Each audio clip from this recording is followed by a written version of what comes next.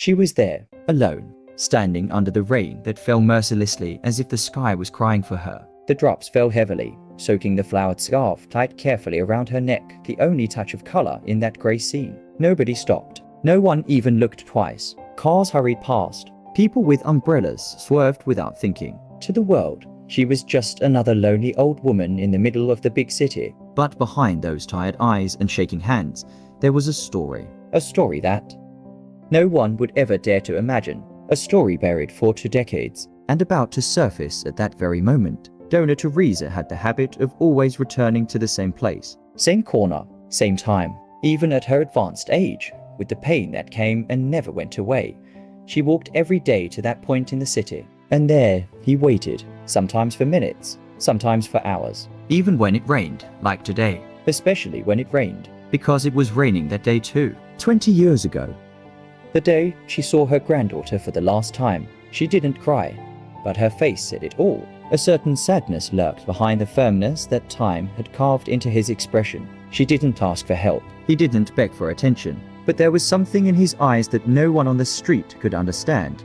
Hope and guilt. A silent guilt, mixed with longing for something that was never completely yours. What happened in that family? Why was a grandmother left behind? Why didn't anyone come back?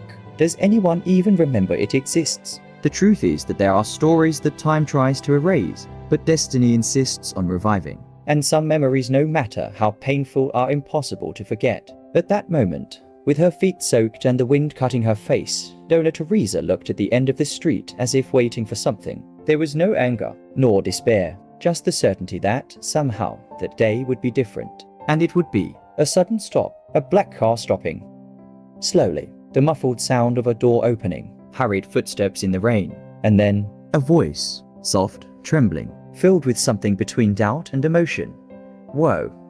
In that second, everything stopped. The sound of the city disappeared. Time seemed to freeze. That forgotten lady, ignored by everyone. I finally heard the one word I had been waiting for 20 years. And with it, all the memories, all the wounds, all the unanswered questions returned. Because really, had returned. But why? What did she discover? What made her look for someone who, until then, was just a shadow of the past? And most importantly, was there still time to start over? This is the story of an unlikely reunion, of buried sorrows, hidden truths, and a love that, despite everything, never ceased to exist. A story about what happens when the past finally knocks on the door, and how, sometimes, forgiveness can come with the bitter taste of rain and the warmth of a forgotten embrace. Get ready, because what you're about to hear now can change the way you see loneliness, time, and second chances. Donor Teresa was 82 years old. His gait was slow but steady. The short steps carried decades of stories. She walked to the same corner every day, rain or shine, even when the cold wind cut through the skin, even when his bones complained silently. He always wore the same coat, old, worn, frayed at the sleeves, and around her neck, a flowery scarf, already faded, but tied with care. It was as if that small piece of cloth was more precious than any jewel. And maybe it really was. There, on that common corner, where cars pass without braking, and people no longer look each other in the eye, Donor Teresa waited. But no one knew exactly what, or who. Some residents thought she was waiting for her deceased husband. Others, that he had lost his memory and returned there out of habit. But what no one saw was what hurt inside. Because behind that calm expression, there was a storm that never passed. Donor Teresa lived alone since her only daughter, Marcia, decided to start her life over in another country. A decision that, at the time, seemed temporary. It's just for a few months, Emma. Just until I get settled. Those were the words spoken at the airport. 20 years ago, the granddaughter, Eliza, was only 5 years old when she was taken. Teresa remembers the last hug with a clarity that is frightening. Remember the smell of strawberry shampoo, the pink bow in her hair, and the sweet words the girl whispered in his ear. Grandma, I'll be back soon, okay? But the soon never arrived. No explanations, no goodbyes, no answers. The only thing Donor Teresa received weeks later was a letter, free, distant, empty of affection. In it, her daughter said it was better this way, that contact would be cut off, that there was no more room for the past. Donor Teresa reread this letter thousands of times, trying to find a clue, a loophole, a subtext that would reveal why. But nothing. The pain came, but the reason didn't. Some would say she should have moved on, have accepted. But how do you move on when love hasn't gone with you? How can we accept silence when every corner of the house still holds the sound of a child's laughter? Every room in the small house where he lives is like a time capsule. On the living room shelf, the picture frame with the granddaughter's photo remains there, untouched. In the room, a box with children's drawings, little letters and colorful. Ribbons remains closed, as if time had been frozen. Sometimes at night, she would lie down and think, does she still remember me? Did she grow up thinking her grandmother simply abandoned her? These questions echoed in the darkness, but the answers never came. Even so, every day, at PM sharp, she went to the same corner. It was there that he had seen his granddaughter for the last time. And it was there that, deep down in his heart, he believed he would see the girl again. Now grown up. Now a woman. Call it stubbornness. Call it delirium. Call it faith. But Donor Teresa never stopped hoping. And that is precisely what makes us reflect.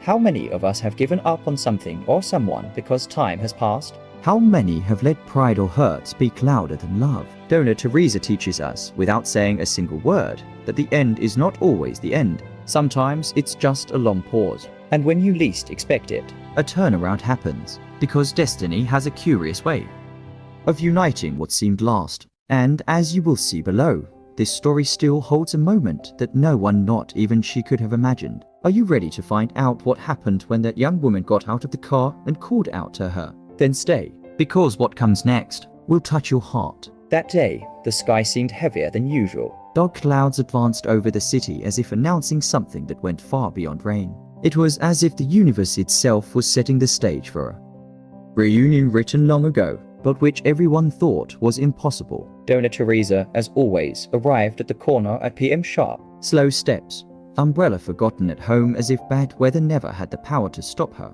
Her old coat no longer protected her from the cold, but she wore it anyway, as part of a silent ritual. That flowery scarf around her neck fluttered in the wind, stubborn like her. But there was something different about that day, a restlessness in the air, a weight on the chest, as if, without knowing it, she was about to touch the past with her own hands. The first drop fell softly, almost timidly. In a few seconds, the drizzle turned into a storm. But Donor Teresa didn't move. She had faced worse rains. No rain was colder than the silence of 20 years. It was then that a black car approached, a modern sedan, tinted windows. He stopped slowly, right in front of her, as if looking, as if knowing. The glass went down slowly. From the passenger seat, a young woman got out, high heels, hair tied up, steady gaze. But when he saw the old woman standing on the sidewalk, his face changed. Security is gone. The eyes widened. His hands, previously occupied with his cell phone, were now shaking. She took a few hesitant steps, stepping as if walking on memories, as if the figure before her were stepping out of a forgotten dream or an ancient nightmare. Whoa!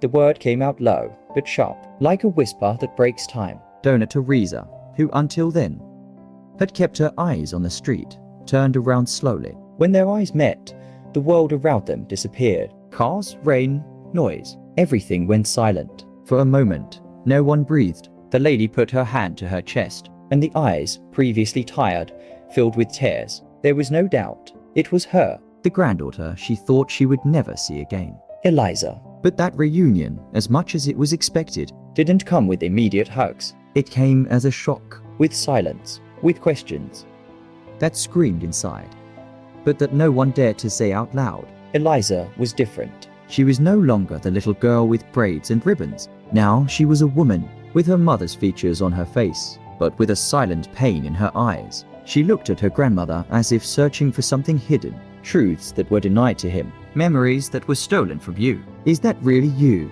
She asked. Or am I dreaming? Donor Teresa tried to answer, but her voice failed. All he could do was reach out, shy, trembling, like someone who fears that the touch will break the illusion. Eliza hesitated for a second, and then she took a step forward. When he touched his grandmother's hand, he collapsed, not in words, but in tears, a cry held back for years, a cry that I didn't completely understand the reason for. But he felt, deep down, that something was very wrong with the story he had been told, because Eliza grew up hearing that her grandmother didn't want her anymore, who had rejected his own daughter. That was bitter, cold, irrelevant. But now, in front of that frail, soaked lady with the most human eyes she had ever seen. Everything seemed like a badly told lie. And it was there, in the middle of the street, under the storm, that the first link was reconnected. With pain, yes. With doubts, many. But also, with something that not even time could erase. The memory of a love that, even distant, never ceased to exist. What Eliza didn't know yet is that behind that reunion there was a secret. Something your mother hid for years. Something that, once revealed, would change everything. The truth about the past. About separation. About why her childhood was ripped away so abruptly from that house, from that grandmother, from that life. But this, she would only find out when she walked through the door of the little blue house at the end of the street. The house where, for 20 years, a lady waited, every day, in the hope that love would come home. And now, that he's finally back, will the truth unite or separate once and for all? For years, Eliza believed she had been abandoned, that their grandmother, Dona Teresa, had simply decided to disappear from their lives. His mother repeated the same story whenever the subject came up. She never wanted to help. She said it wasn't her problem. Forget it. Your grandmother is history. A child doesn't question. He just feels. And Eliza felt inside an emptiness that she carried into adulthood.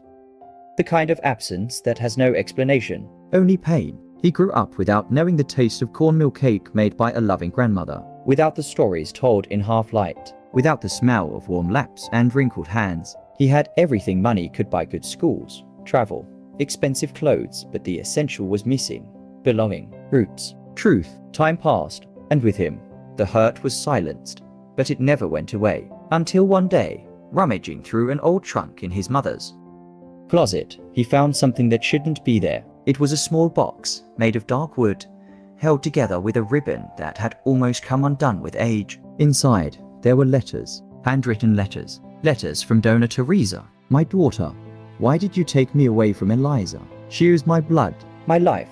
I'm not asking for forgiveness. I am begging for a chance. There were dozens of them, some with tear stains. Others were never even opened. Along with the letters, a photo. Eliza still, small, on her grandmother's lap, smiling. That image, previously non-existent in his memory, awakened something that words cannot describe. It was as if a forgotten part of herself had been activated. That night, Eliza didn't sleep. He read all the letters, one by one. The anger he had felt since childhood was now directed elsewhere. The pieces started to fall into place. The mother's silence, the rush to move to another country, the evasive answers. So, for the first time, Eliza decided to act without asking. He took the car, and he drove to the address he saw in one of the most recent letters, Hortensia's Street, to 117. Villa Aurora neighborhood, to the blue house, the corner of waiting. And there she was, just like in the childhood descriptions. Old coat, flowery scarf, and the same look full of longing. But nothing prepared her for what she felt when she saw her. It was like finding a mirror of the past. It was like returning to a place the heart recognizes, even when the mind doesn't remember. The rain fell harder. Eliza's eyes too. She tried to be strong. He tried to maintain his posture. But in front of that fragile and at the same time giant woman, everything fell apart. Grandma, it's me. The voice failed. Dona Teresa did not hesitate. He didn't ask any questions. He just opened his arms. And when Eliza threw herself at them, crying as if freeing herself from a lifetime of silence, she knew. I knew that time had not taken everything. That love survived. That the wait was worth it. Eliza fell to her knees, there in the middle of the street, under the rain, at the feet of a story that was only now being told in the right way. Dona Teresa held her tightly, as if he feared it was a dream, as if holding your whole life in your hands again. Sorry, Grandma, you have nothing to forgive. My daughter, you're back. That's all. There were no more barriers. There was no more lying. Just now, just the truth. But like every true story, this one isn't over yet. Because although the reunion was magical, some wounds still need to be healed. Words need to be said. And secrets revealed. What has Dona Teresa not told us yet? And how will Eliza deal with the past that is about to come to light? Because sometimes finding the truth is just the first step. Accept it is the real challenge. For 20 long years, silence was the only sound between two generations. Dona Teresa carried that emptiness like someone carrying a ghost. I didn't talk about him, but he was always there, in tired eyes, in the empty chair in the room, In the absence of the childish laughter that once echoed in that home, she learned to live with absence, putting one less plate on the table, avoiding songs that reminded her of Sunday afternoons. He learned to wait, as if waiting were part of his own body. And then, on any given day, under a rain like so many others, she was finally seen. It was finally played. Finally, it was remembered. And what was enough? A hug. That simple gesture. Human, profound, stronger than any lie, more powerful than 2 decades away. Donna Teresa and Eliza now have something new. Time. Not the time they wasted, but the time they still have left. They started meeting every week.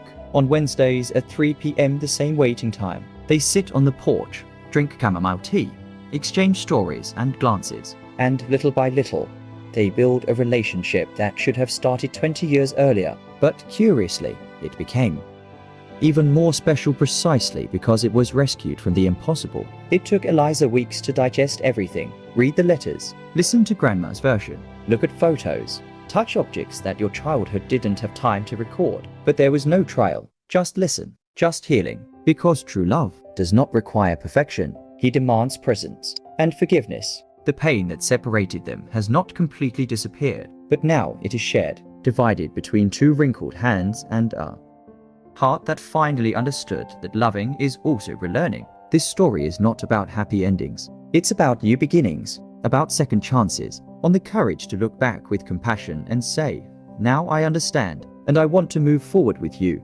How many of us are living in the shadow of silence? How many of us let pride, time, or ill-spoken words bury bonds that could still flourish? Donna Teresa waited 20 years, but in the end, it wasn't wasted time. It was a time of faith. Resistance time. Time for love even without guarantees. And maybe your story, mine, ours, also be waiting for a reunion. Maybe someone is waiting for a call, a message, one step. Perhaps, like Eliza, you will find a hidden truth, an erased memory, a forgotten love but not dead. Because, in the end, life is not measured by the years that pass, but for the moments when you finally decided to live for real. Now tell me, have you ever experienced or witnessed a reunion story like this? Is there someone you would like to hug again, even after so long? Comment below. I also have someone I'm waiting for. Or share your story, it might inspire other hearts to start over. If this story touched you in any way, if it made your eyes sparkle or your chest tighten, leave your like.